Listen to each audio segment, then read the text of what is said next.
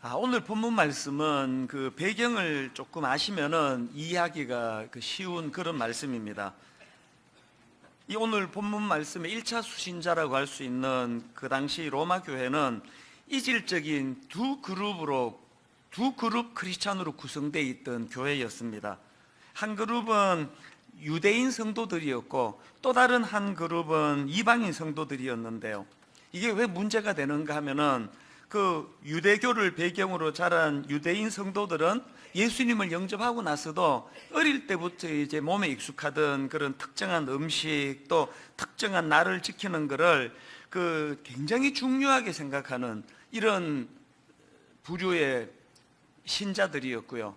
또 그런가 하면은 유대교를 배경으로 하지 않던 이방인 성도들 입장에서는 그런 유대인 크리스찬이 이해가 잘 안 되는 겁니다.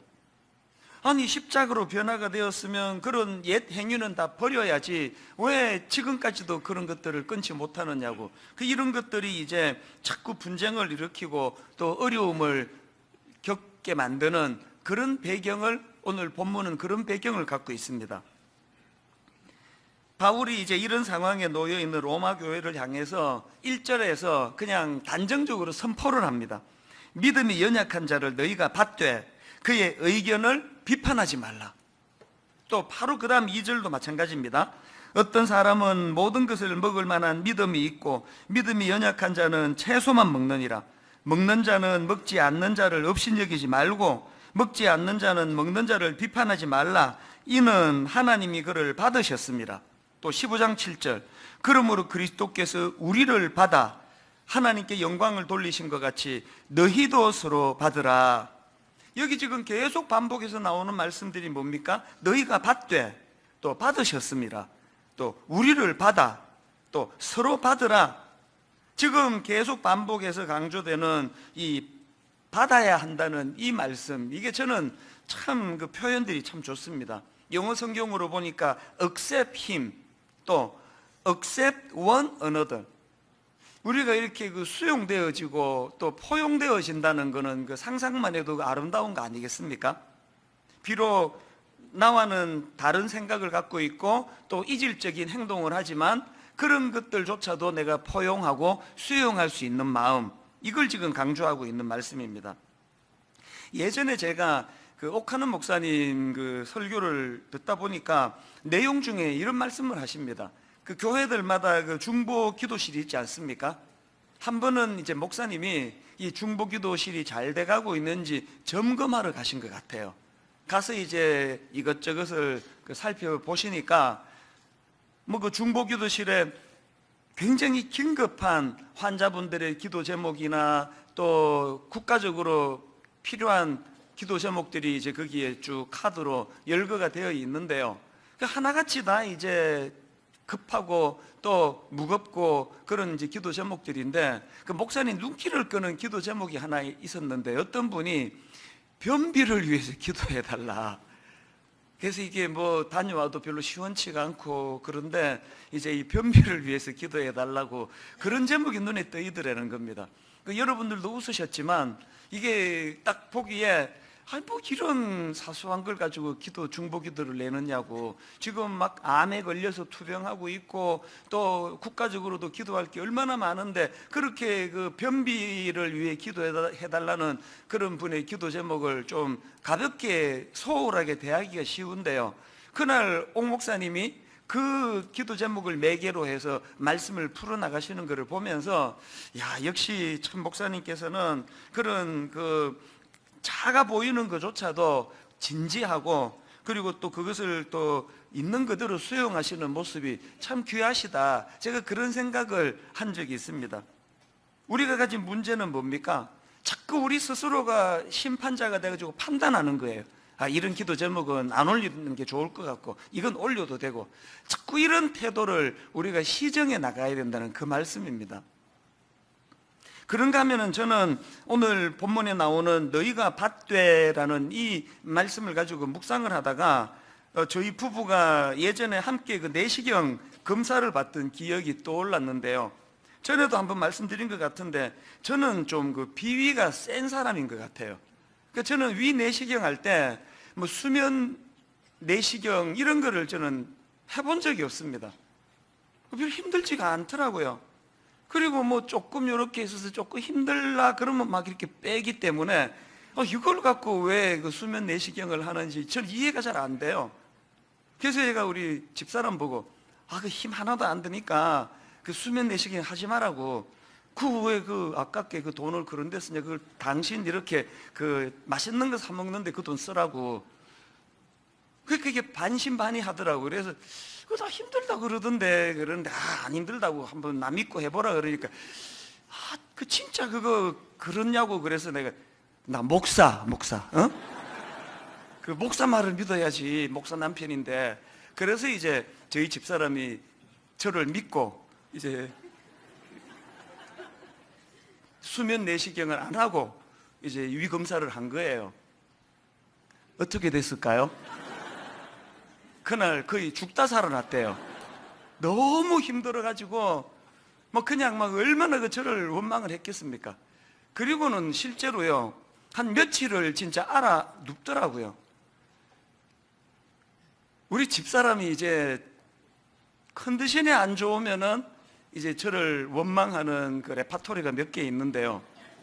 이제 이런 거예요. 이제 좀 이제 애들 앞에서 이제 열받을 때 하는 이야기 중에 하나가 이제 큰애 보고 이런 얘기를 가끔씩 해요. 네 아빠가 너 임신했을 때 과일이 먹고 싶다 그러는데 참아라 그러더라. 이런 이야기들을 이제 잊혀질만 하면 이제 한 번씩 이제 이야기를 거론을 하거든요. 그 레퍼토리 중에 하나가 이제 수면 내시경 사건이 들어가 있습니다. 최근에도 그 얘기를 또 하더라고요. 내가 당신 믿고 내가 그 수면 내시경 안 하고 그거 받았다가 내가 그때 죽을 뻔했다고 그런 이야기들을 계속 하고 있는데, 그러나 저는 그 사건이요, 그렇게 좀 비록 욕은 얻어먹지만 저에게 굉장히 의미 있는 사건이 됐습니다. 왜냐하면 제 아내가 그때 그 위내시경을 그 수면으로 하지 않고 그 괴로워하는 그 과정을 통해 제가 뼈저리게 깨달았던 게 뭐냐면은, 내가 괜찮다고 해서 다른 사람들도 괜찮은 게 아니구나. 이 간단한 그 진리 하나를 깨닫는데 그렇게 많은 시간이 필요했나 할 정도예요. 그래서 제 아내 그 수면 내시경 사건 이후로 사람들을 대하는데 태도가 달라졌습니다. 사실 저는 에너지가 많은 사람이거든요. 그래서 어릴 때는 엄청 설쳐가지고 키우기가 진짜 힘들었다 그러고요. 우리 집에 애들 중에도 저 닮은 애가 있는데요. 어릴 때부터 에너지가 많으면 그 부모들이 키우기가 힘들어요. 우리 집에 있는 그 한 애는 얼마나 에너지가 많고 부산한지 이제 설치지 못하도록 그 방 안에 데려다 놓고 있으면, 얘 어릴 때 하다 할 일이 없으면 서랍을 열었다 닫았다 열었다 닫았다 이거라도 해야 될 만큼 에너지가 많은, 100% 저 닮은 거거든요. 이렇게 에너지가 많은 사람들은요, 어떤 일을 놓고 미적거리는 거를 이해를 못해요. 저걸 해버리지 어떻게 저걸 그냥 저렇게 미적거릴 수가 있느냐고. 그래서 제가 그 개척 초기에는요, 우리 교회 그 부목사님들이 저한테 좀 힘들었을 거예요. 화요일 날 열정이 넘쳐가지고 회의 한 2시간씩 하고 왜 이걸 이렇게 하느냐 저걸 저렇게 하느냐 그러면서 굉장히 그냥 다그치는 일이 많았던 기억이 나요. 그리고 그 에너지가 별로 없는 사람의 특징은요, 에너지가 없어서 대들 힘도 없어서 그런 거 지적해도 대꾸도 안 해요. 가만히 듣고만 있으니까 얼마나 힘들었겠냐고요. 요즘에는 제가 그렇게 하지 않습니다. 그래서 뭐가 또 에너지가 나오면은 어떨 때는 화요일 교역자 회의를 일부러 안 나가요. 뭐가 달라졌을까요? 제 마음속에 모두가 다 나 같을 수 없잖아? 그런 독백이 제 안에서 일어나거든요. 그래서 제가 참 감사한 거는요, 옛날에는 이런 생각을 많이 했어요. 인간이 어떻게 저럴 수가 있느냐고. 그러면서 화가 나는 일이 많았는데, 요즘에는요, 인간이 살다 보면 그럴 수 있지, 이쪽의 생각이 점점 강화가 되는 걸 느낍니다. 오늘 본문에서 바울이 강조하는 말씀의 핵심이 바로 그거 아니겠습니까? 수용하는 태도, 타인에 대해서. 1절을 다시 보십시오. 믿음이 연약한 자를 너희가 받되 그의 의견을 비판하지 말라. 우리가 왜 이 1절 말씀을 늘 마음에서 되새기고 또 자기를 돌아보고 점검하고 그런 말씀으로 이 1절을 사용해야 되는가 하면요, 우리는 죄성을 가진 인간들은요, 그 상대방의 연약함을 이해하고 용납하는 건 이건 어려운 일이에요. 그게 죄성이 뭡니까? 자기에 대해 약한 거에 대해서는 굉장히 너그럽고 관용하고 관대하고 뭐 사람이 그렇게 뭐 약할 수 있지 그렇게 포용해주고, 상대방이 똑같이 약한 모습을 보이는 거에 대하여는 그것을 수용하지 않는 게 못된 인간의 심성이기 때문에 우리는 하나님 말씀을 계속 묵상을 하면서 그렇게 포용력을 키워나가야 된다는 것입니다. 이런 문제는 그 초대교회 때도 마찬가지인데요, 우리가 그렇게 성숙한 교회라고 부러워하는 초대교회지만 이런 대인관계 문제로 심각한 다툼을 벌이는 일들이 종종 있었습니다. 그 대표적인 케이스가 사도행전 6장 1절에 나오는 예루살렘 교회입니다. 그때의 제자가 더 많아졌는데 헬라파 유대인들이 자기의 과부들이 매일의 구제에 빠짐으로 히브리파 사람을 원망하니, 이 구절을요, 현대인의 성경으로 잘 풀어서 쓴 성경으로 읽어보면은 이 갈등의 불씨가 뭔지를 금방 이해할 수가 있습니다. 이때에는 신자들의 수가 많이 불어났다. 그런데 그리스 말을 하는 외국 태생의 유대인들이 매일의 구제 대상에서 자기들의 과부들이 제외된다고 히브리 말을 하는 본토 유대인들에게 불평을 하였다. 어떤 상황인지 아시겠죠? 팔이 안으로 굽는 거예요. 이런 비슷한 갈등이 갈라디아 교회에서도 있었고요. 그런가 하면은 고린도 교회는 뭐 여러분 다 알고 계시지 않습니까? 이 분쟁이 많았던 대표적인 교회 아닙니까? 고린도전서 1장 11절 12절에 보니까 내 형제들아, 글로에의 집 편으로 너희에 대한 말이 내게 들리니 곧 너희 가운데 분쟁이 있다는 것이라. 어떤 분쟁인가 보니까 내가 이것을 말하거니와 너희가 각각 이르되 나는 바울에게, 나는 아볼로에게, 나는 게바에게, 나는 그리스도에게 속한 자라 한다는 것이니. 아니, 이렇게 훌륭한 지도자들을 모시고 사는 이게 분쟁의 도구가 될 줄을 누가 알았겠냐고요. 하여튼 우리는 틈만 나면 갈라지고 틈만 나면 분쟁하고 틈만 나면 자기만 옳고 상대방은 틀렸고, 그렇기 때문에 우리는 이 본문 말씀이 우리들 삶에서 자꾸 그 묵상되어져야 될 말씀이라고 생각합니다. 1절 2절을 연결해서 한 번 더 보십시오. 믿음이 연약한 자를 너희가 받되 그의 의견을 비판하지 말라. 어떤 사람은 모든 것을 먹을 만한 믿음이 있고 믿음이 연약한 자는 채소만 먹느니라. 그리고 이 3절 말씀은 어떤 특정인 강한 자들에게만 얘기하는 게 아니고 약한 자들에게만 얘기하는 게 아니고 모든 사람들에게 하는 얘기거든요. 3절을 다시 보십시오. 먹는 자는 먹지 않는 자를 업신여기지 말고 먹지 않는 자는 먹는 자를 비판하지 말라. 이는 하나님이 그를 받으셨습니다. 한국교회는 이 3절 말씀을 진짜로 마음에 담아야 돼요. 그 비난이 많은 현실 아닙니까? 그 교회 안에 보수적인 색깔을 가지고 있는 성도가 있을 수 있고 진보적인 색깔을 가지고 있는 성도가 있을 수 있고, 한 번씩 게시판에 그것 가지고 논쟁을 할 때 보면 저는 마음이 슬퍼요. 왜 슬픈지 아십니까? 내가 옳다는 것을 너무 논리정연하게 설명하는 그게 난 슬퍼요. 그렇게 자기 주장을 일목요연하게 잘 설명하는 그분이 어떻게 자기 생각과 다른 사람들을 무시하지 말고 그를 수용하고 포용하라는 이 하나님의 말씀은 모르고 계시느냐는 거예요. 지금 우리나라가 그 어른 세대와 젊은 세대가 지금 골이 점점 깊어져서 저는 두려움마저 생깁니다. 그 용납하기가 그렇게 어려운 일입니까? 6.25를 전쟁을 경험한 어른 세대들이 갖고 있는 그 마음의 두려움과 공포를 젊은 세대들이 좀 이해해 드리면 안 되는 겁니까? 그런가 하면 똑같은 논리로 우리같이 전쟁을 경험하지 못한 젊은 세대니까 저런 시각을 가질 수도 있겠구나, 그렇게 젊은 세대를 좀 포용하고 용납하는 일은 또 이게 그렇게 어려운 일인가요? 여러분 다 아시지만 저는 내 양심을 걸고 지금까지 단 한 번도 정치 얘기를 꺼내본 적이 없습니다. 내가 이런 성향을 갖고 있으니까 여러분을 막 설득을 하고 그런 시도를 행한 적이 단 한 번도 없습니다. 왜 안 한지 아십니까? 그게 나쁜 거기 때문이에요. 강단은 그런 자기 이념을 전하는 데가 아니기 때문이고요. 왜 안 하는지 아십니까? 저는 제 생각만이 옳다는 생각을 하지 않습니다. 말씀 앞에 그저 비출 뿐이에요. 제가 지난주에 말미에 그런 말씀을 드렸지 않습니까? 그 자기 배우자에 대하여 당신은 이게 틀렸고 저게 틀렸고 이것 때문에 애들이 이런 문제가 있고 너무너무 날카롭게 상대방의 약점을 비판자라는 그 사람이 갖고 있는 치명적인 무지가 뭔지 아십니까? 하나님의 관점으로는요, 방금 자기가 지적했던 그 배우자의 모든 약점을 다 뭉친 것보다도 그 상대방의 연약함을 포용해 주지 않는 그게 가장 어리석고 미숙하다고 하나님은 생각하시는 분이거든요.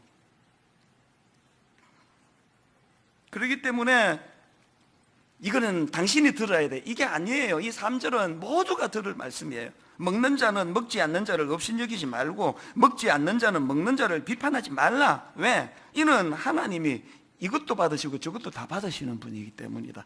그래서 저는 오늘 바울이 그 믿음이 연약한 자를 비판하면 안 된다, 그 주장을 펼치는 내용이 참 흥미로운데요, 바울이 무슨 근거로 믿음이 연약한 자를 비판하면 안 된다고 주장하느냐 보니까 두 가지 그 근거를 지금 제시하는데요. 첫 번째 근거가 뭐냐? 판단하는 거, 심판하는 거, 그건 오직 하나님의 고유 권한이다. 너희들의 영역이 아니다. 그 논리를 지금 펼치고 있는 겁니다. 4절을 보십시오. 남의 하인을 비판하는 너는 누구냐? 그가 서 있는 것이나 넘어지는 것이 자기 주인에게 있으면, 잘 들어보세요. 그가 서 있는 것이나 넘어지는 것이 자기 주인에게 있으면, 남의 하인을 비판하는 너는 누구냐? 월권하지 말라는 거 아닙니까? 10절도 마찬가지입니다. 네가 어찌하여 네 형제를 비판하느냐? 어찌하여 네 형제를 업신여기느냐? 우리가 다 하나님의 심판대 앞에 서리라. 그러니까 우리가 누군가를 놓고 함부로 판단하고 뭐 왈가왈부하는 게 월권이라는 거, 월권. 그리고 또 여러분, 오직 심판은, 그리고 오직 판단은 하나님만 하실 수 있다는 그 말씀 속에는 뭐가 내포되어 있는 겁니까? 우리 판단력은 오류가 있을 수 있다는 거예요. 요즘에 그 프로야구를 보면은요, 옛날에는 심판의 권위가 절대적이었잖아요. 그래서 아웃 선언하면요, 막 길길이 날뛰고 뭐 그래도 번복되는 거 저 한 번도 못 봤습니다. 근데 요즘은요, 기계가 좋아져가지고 비디오 판독이 있어요. 그 심판이 자기 생각과 다르게 판정을 내리면 요 사인만 보내면 이게 비디오 판독 사인이래. 그러면 이제 그 기계를 가지고 아주 슬로우 모션으로 요게 이제 맞는지를 판단하는데요. 제가 그 놀라는 게 뭔지 아십니까? 심판의 오심이 생각보다 많아요. 아웃이라 그랬는데 이게 사실은 세이프일 때가 많고요. 또 세이프라고 판정했지만 사실은 아웃일 때가 많아요. 제가 무슨 생각을 하는지 아십니까? 지금 심판은요, 우리처럼 막 멀찍이서 보는 것도 아니에요. 그것이 코앞에서 봤잖아요, 코앞에서. 그리고 그 심판들은요, 전문적인 훈련을 받은 사람들이에요. 그 전문적인 훈련을 받은 전문가가 코앞에서 봤는데도 오류를 범할 수 있다면 하물며 우리겠냐고요.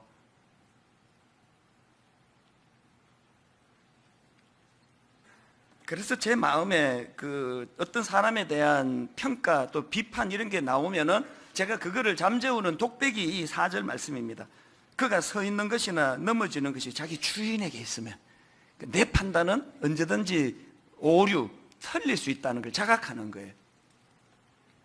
그런가 하면 두 번째로 바울이 믿음이 연약한 자를 비판하면 안 된다는 근거로 뭐를 내세우느냐?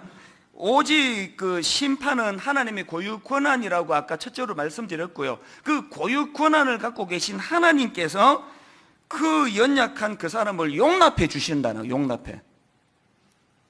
3절, 먹는 자는 먹지 않는 자를 업신여기지 말고 먹지 않는 자는 먹는 자를 비판하지 말라. 이는 하나님이 어떻게 하셨습니까? 그를 받으셨습니다.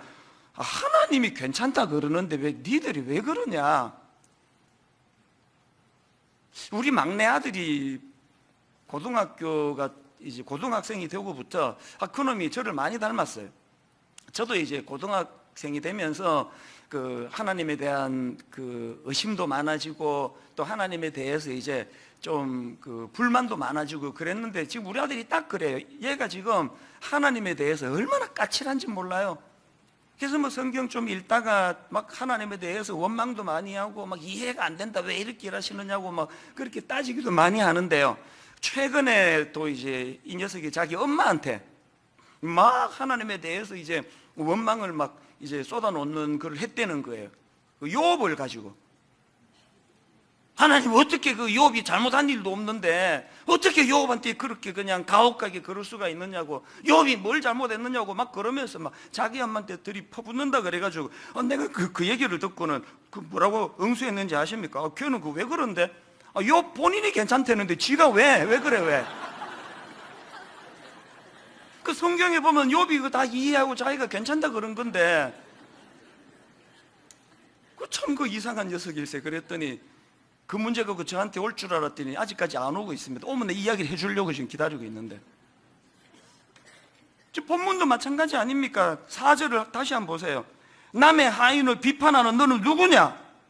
그가 서 있는 것이나 넘어지는 것이 자기 주인에게 있으면 그가 세움을 받으리니. 나 다 생각하고 있다 얘 지금은 이렇게 미숙하지만 내가 지금 다 얘를 지금 다루고 있는 중인데 공사 중이다.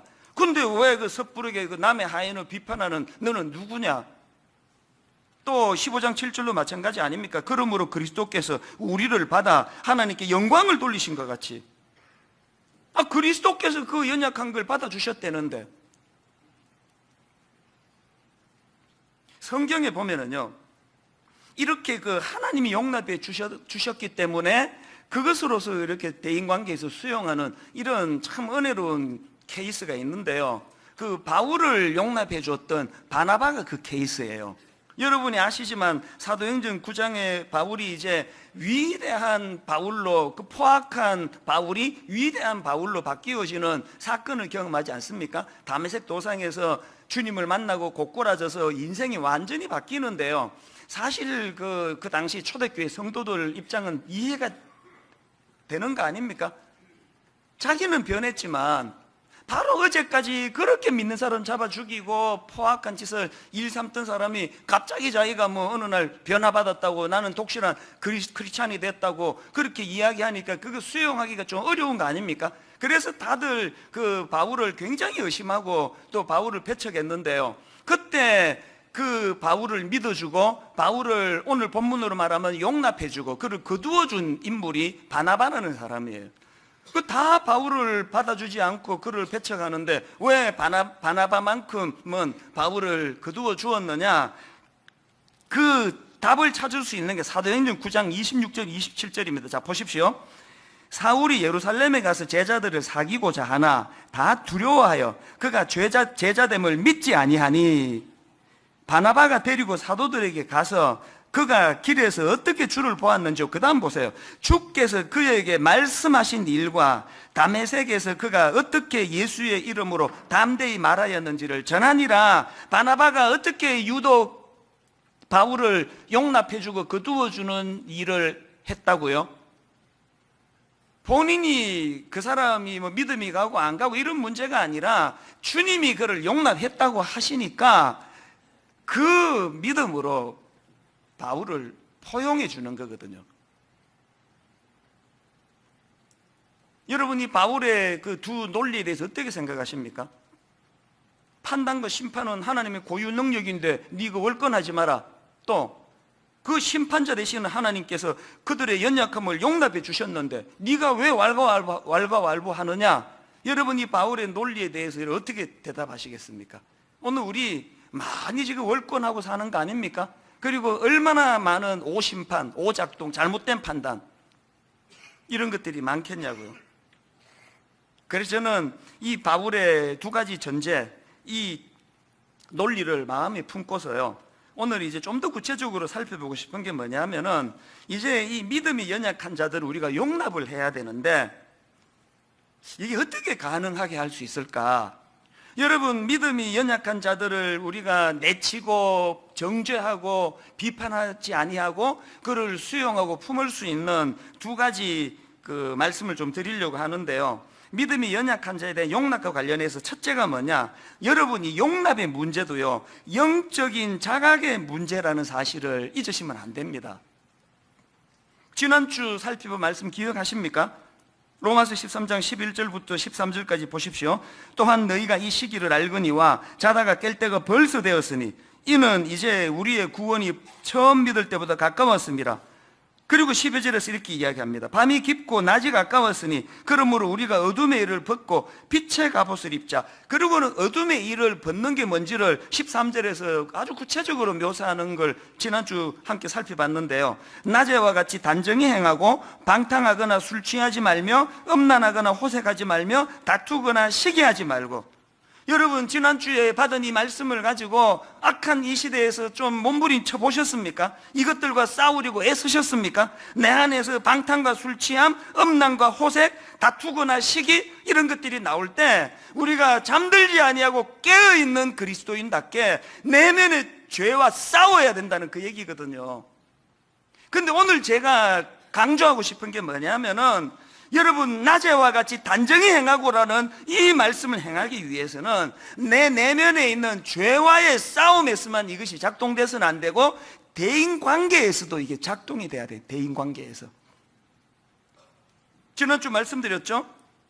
여기 쭉 열거되고 있는 방탕하거나 술 취하지 말며 음란하거나 호색하지 말며 다투거나 시기하지 말며 이것들을 딱 한마디로 표현한 게 낮에와 같이 단정히 행하는 것이다. 그리고 단정히 행한다는 건 원어적으로 풀이를 보니까 이게 품이 있는 그리스도인의 모습을 말하는 거다 그랬다면, 여러분, 우리가 품이 있는 그리스도인이 되기 위해서 내 안에 유혹, 죄와 싸우는 것도 한편으로 필요하지만 다른 한편으로는 여러분 관대하고 포용력을 가지고 상대방을 대하는 것도 이게 영적으로 이게 필요하다는 그 말씀이거든요. 요즘에 인터넷에 막 떠돌고 있는 저의 설교 중에서 조회수가 유난히 많은 어떤 설교를 제가 우연히 봤는데요, 최근에요. 보니까 설교 제목이 좀팽이로 살지 말자.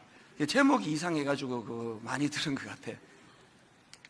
그래서 제가 그때 설교를 어떻게 했나 궁금해서 원고를 제가 찾아보니까요, 본문이 마태복음 13장, 예수님이 이제 고향인 나사렛을 방문하는 그 본문이더라고요. 요지가 뭐냐 하니까요, 그 당시 나사렛은 낙후된 시골 마을이거든요. 오죽하면은 빌립의 전도를 받은 나다나엘이 그 나사렛에서 무슨 선한 게 나겠냐, 그렇게 비아냥거리던 지역이에요.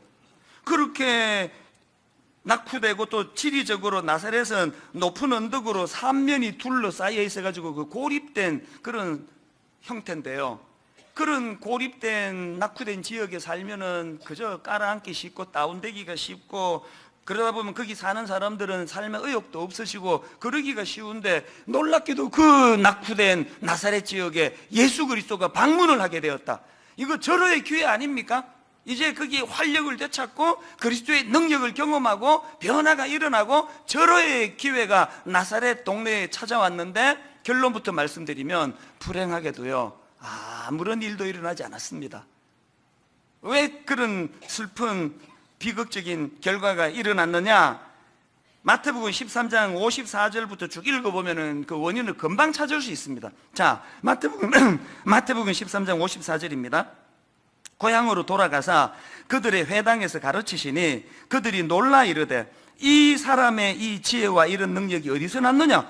여기 보니까 나사렛 그 동네 사람들도 그 하나님의 아들 되신 예수 그리스도의 신적인 능력과 이적과 기사를 감탄함으로 받은 거예요. 다 받았습니다. 감격했습니다. 놀랐습니다. 그런데 그들의 문제가 뭐예요? 그런 놀라운 예수 그리스도의 신적인 사역에 감탄하는 것들을 거기다 찬물을 끼얹는 그 좁쌀 같은 그 좁은 마음, 선입견, 바로 그 감격과 감탄의 54절, 바로 그 다음 55절부터 보십시오.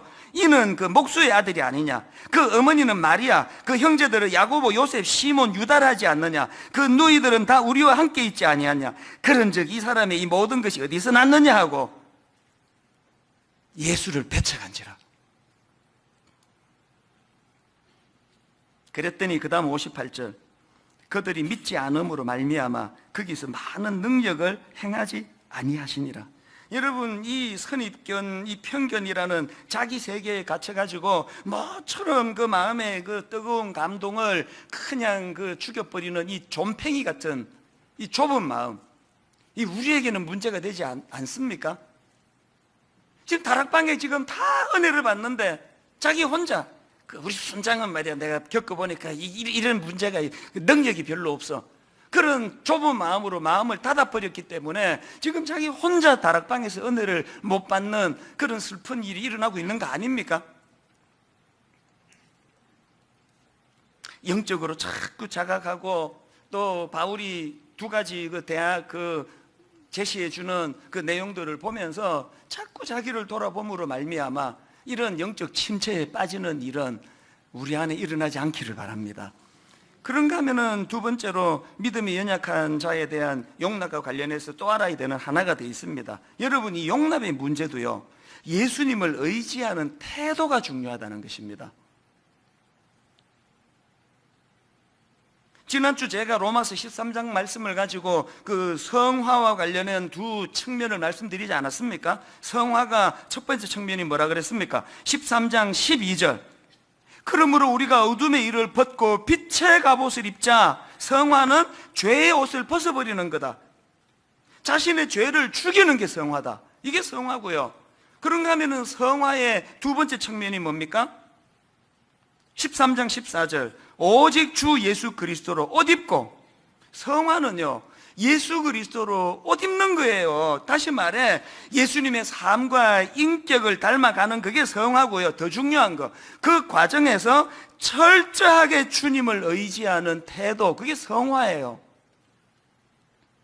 그렇다면은 내 안에 있는 그 죄의 유혹과 싸우는데도 예수 그리스도로 옷 입는 철저하게 주님을 의지하는 게 필요하지만, 대인관계에서도요, 우리를 의지하면 안 됩니다. 우리는요, 내버려두면 좀팽이로 태어난 사람이에요. 죄성을 가졌기 때문에. 솔직히 한번 대답해 보세요. 바울이 지금 오늘 이 시대 대한민국에서 태어났다. 여기 지금 바울을 용납해 줄 바나바 같은 분이 몇 분이나 되겠습니까? 저부터가. 뭐 표정은 다 용납할 것처럼 그렇게 뭐 표정을 짓고 있지만, 저는 확신합니다. 바울이 오늘 이 시대에 대한민국에 태어났으면 뭐 사도고 뭐고 아무것도 못했을 거예요. 반대한 사람 막 계속 따라다니며 반대하고 막. 우리는요, 내버려두면 바나바 같은 도량이 넓은 사람들이 아니에요. 그 자꾸 저만 그런 것처럼 여러분들이 동의를 안 하시면 따라와 줘야 되는데, 그러기 때문에 어떻게 해야 된다고요? 예수 그리스도로 옷 입어야 돼요. 그렇기 때문에 골로새서 3장 13절, 누가 누구에게 불만이 있거든 서로 용납하여 피차 용서하되, 그 다음 보세요. 주께서 너희를 용서하신 것 같이 너희도 그리하고.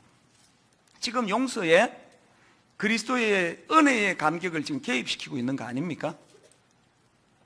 오늘 저는 말씀을 이렇게 결론을 짓기를 원합니다.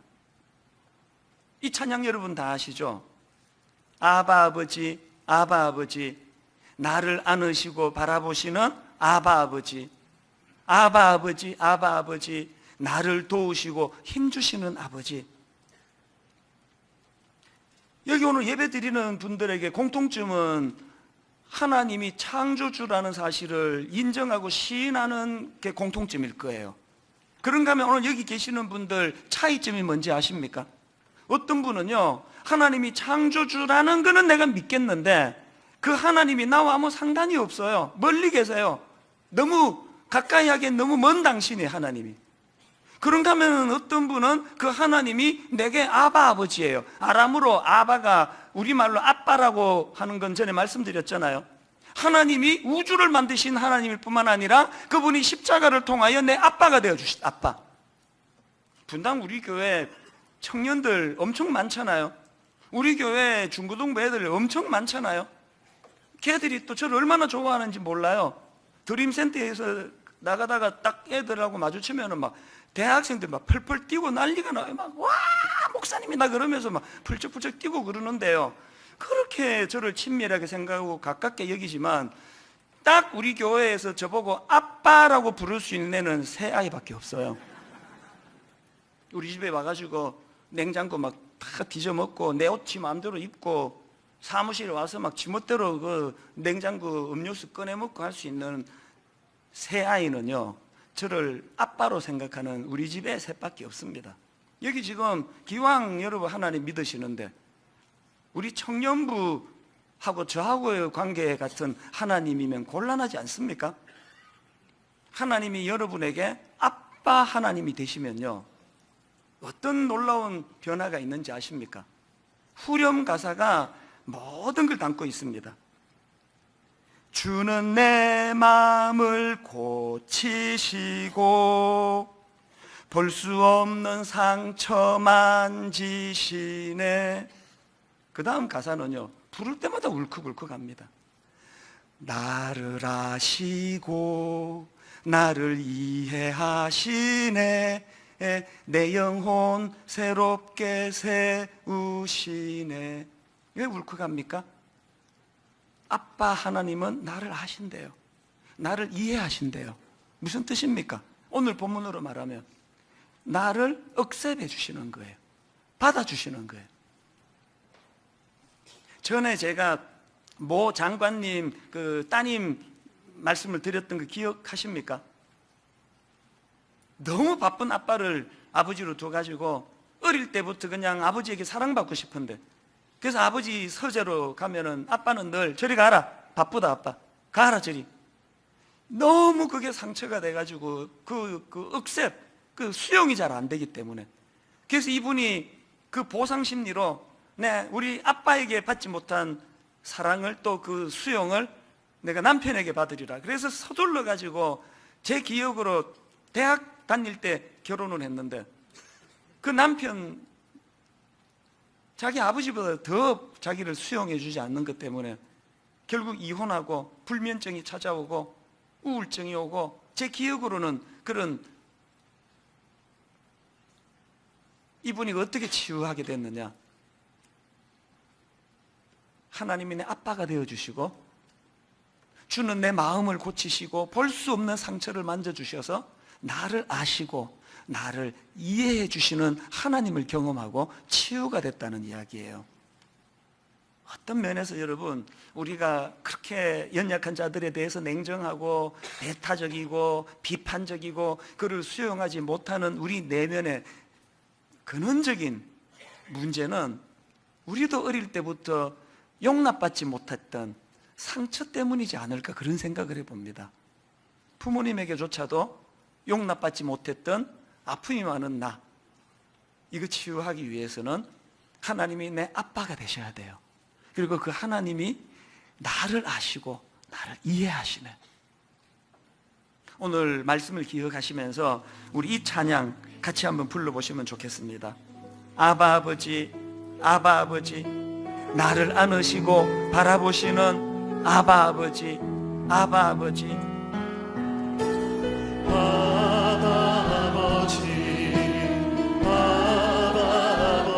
나를 안으시고 바라보시는 아바 아버지, 아바 아버지, 아바 아버지. 나를 도우시고 힘주시는 아버지. 우리 다시 한번 이렇게 노래합니다. 아바 아버지, 아바 아버지.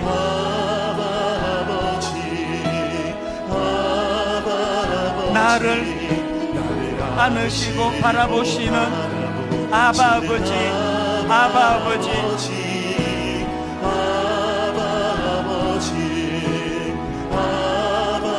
나를 도우시고 힘주시는 아버지. 그 아버지 내게 어떤 아버지십니까? 주는 내 마음을 고치시고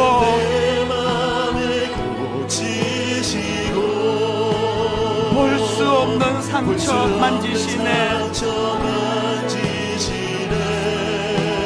나를 아시고 나를 이해하시네. 내 영혼 새롭게 세우시네. 제가 왜 이 대인관계 또 연약한 자들을 품는 이게 영적인 문제라고 확신하는가 하면은요, 신학적으로도 그렇지만 제가 경험한 일이에요. 하나님으로부터 제가 그 억셉을 받고 있다. 하나님이 나 같은 자격 없는 초라한 이런 나를 거두어 주신다. 나를 품어 주신다. 이게 내 안에 모든 상실감과 상처를 다 치유하는 거예요. 그리고 또 정말 용서받지 못할 하나님 앞에 부끄러운 죄인인 제가 이 자리에 말씀을 전하는 목사가 돼 있다는 이 사실, 나를 용납해 주셨다는 그 하나님의 은혜가 정말 제게 너무 심하게 상처를 주는 어떤 성도님 16년 동안 한 몇 건 있었는데요, 그분들을 용서하고 그분들로 인해 내가 상처받지 않을 수 있는 유일한 도구가 십자가더라고요. 나는 그것보다, 저분이 내게 아픔 준 것보다 더 큰 하나님을 배신한 인간인데 나를 거두어 주신 그 하나님. 그래서 저는 오늘 이 찬양을 한 번 더 부를 동안에 먼저 여러분의 내면이 치유가 됐으면 좋겠어요. 아버지, 나는 어릴 때 부모님에게조차도 용납받지를 못하는 상처가 있습니다. 이거 치유가 안 돼서 나 스스로도 연약한 이웃에 대하여 그런 포용하는 마음이 잘 생기지 않는데, 오늘 예배 가운데 단번에 그 포용해 주시는 하나님의 사랑을 경험하기 원합니다. 이런 마음을 가지고 우리 이렇게 한 번 더 찬양합니다. 아바 아버지, 아바 아버지,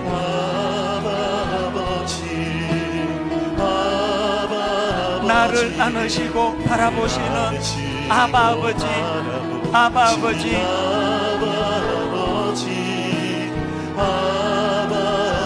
아바 아버지, 나를 도우시고 힘주시는 아버지. 그 하나님 내게 어떤 아버지십니까? 주는 내 마음을 고치시고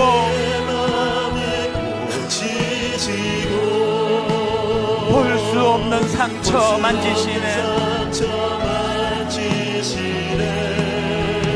나를 아시고 나를 이해하시네.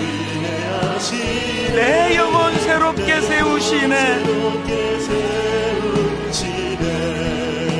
오늘 우리 두 갈래로 같이 기도할 텐데, 하나는, 하나님, 전 어릴 때부터 용납받지 못한 내 상처가 나도 누군가를 용납하는 일이 참 어려운 그런 가슴 아픈 나쁜 결과를 가져왔다면, 하나님, 우주를 창조하신 하나님 십자가를 통하여 나를 자녀 삼아 주시고 내 아빠가 되어 주시고, 주님은 내 마음을 고쳐 주시는데 나조차도 인식하지 못했던 깊은 상처, 볼 수 없는 상처 만져주시는데, 그 아빠 아버지 나를 아시고 나를 이해하시네. 이 한마디면 다 되는 거 아닙니까? 나를 아시고 나를 이해하시네. 하나님, 오늘 그 은혜를 경험하기 원합니다. 그런가 하면 두 번째 기도 제목이 있다면, 아버지, 이번 주중에 이제 지방선거도 있고 북미 회담도 있고 민족적으로 너무너무 중요한 일들이 지금 기다리고 있는데, 하나님, 이 모든 일들 가운데 하나님의 관용의 정신이 거기에 스며들게 하여 주시옵소서. 나라와 민족을 위하여 같이 기도하기 원합니다. 이 두 가지 제목을 가지고 우리 통성으로 같이 기도하시겠습니다. 살아계신 하나님 아버지, 이 시간 주님의 은혜를 구합니다. 하나님, 나를 사랑하시네 끝까지 사랑하신 주님 감사합니다. 하나님의 용납과 하나님의 사랑을 받았음을 기억할 수 있게 해주시고, 하나님이 기억하는 것이 아버지 누군가를 용납할 수 있는 능력이 되는 삶 속에서 경험케 하여 주시기를 원합니다. 하나님, 그 은혜를 아버지 우리에게 나타내 주시옵소서. 아버지 하나님, 그런 용서의 능력을 아버지 하나님 주님으로부터 경험했는 은혜와 사랑으로 말미암아 아버지 우리 삶에서 그 은혜를 경험하는 자리로 나아갈 수 있도록 주님이 도와주시기를 주시기를 원합니다. 아버지 하나님, 우리를 사랑하시네 끝까지 사랑하신 주님, 그분이 나의 아버지 되어주시네 감사할 수 있는 그분이 내 아버지 되어주시네 감격할 수 있는 아버지 오늘 이 시간 우리에게도 아버지 오직 그런 은혜가 새겨지게 하시고 그런 은혜의 능력이 얼마나 무서워 그 하나님 앞에 내 삶에 되게 하여 주시옵소서. 회복이 되고 치유가 되는 은혜를 주시옵소서. 이 나라의 아버지 우리가 완주시고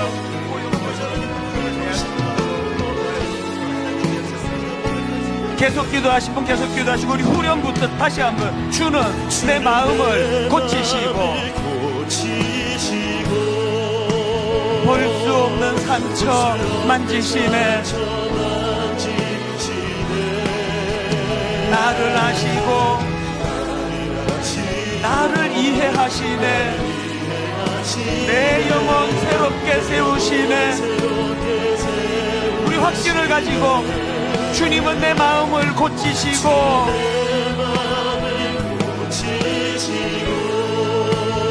볼 수 없는 상처 만지시네. 나를 아시고 나를 이해하시네. 내 영혼 새롭게 세우시네. 십자가 십자가 내가 처음 볼 때에 나의 마음의 큰 고통 사라져. 오늘 믿고서 내 눈 밝았네. 참 내 기쁨 영원하도다. 십자가 십자가 내가 처음 볼 때에 나의 마음의 큰 고통 사라져. 오늘 믿고서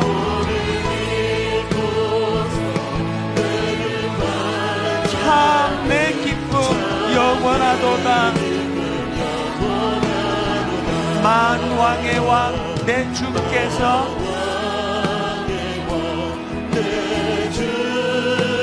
왜 고초당했나. 자격 없는 나, 이 벌레 같은 날 위해 그 보혈 흘렸네. 십자가 십자가 내가 처음 볼 때에 나의 마음의 큰 고통 사라져.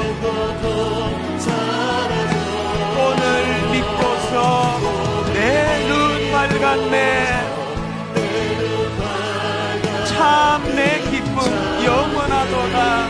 우리 다 자리에서 일어나셔서 늘 울어도 그 큰 은혜 다 갚을 수 없네. 나 주님께 몸 바쳐서 주의 일 힘쓰리. 치유의 도구 십자가 십자가 회복의 도구 나의 마음의 큰 고통 사라져. 오늘 믿고서 내 눈 밝았네. 참 내 기쁨 영원하도다.